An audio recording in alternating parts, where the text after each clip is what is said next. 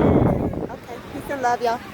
Here at Green Key, here in the eastern part of St. Croix, U.S. Virgin Islands, and I just had to share because, man, Caribbean life is pretty good. You know, this is the beautiful ocean, the beautiful sea, Caribbean Sea today, and what a blessing. Just wanted to share this just to be a little encouragement for those who are thinking about, manifesting some different type of lifestyle, a different way of doing things, different way of living.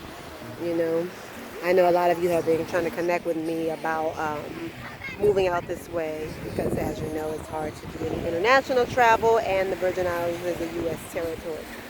And what I tell people is that if you have to feel the connection. You have to feel that this is a place for you. Where I'm at on St. Croix is not for the faint of heart.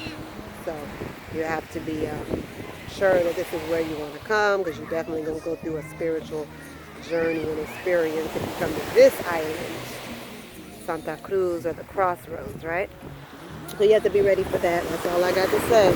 I don't try to encourage or deter. You just have to know for yourself. But one thing for sure is nature never fails, does she?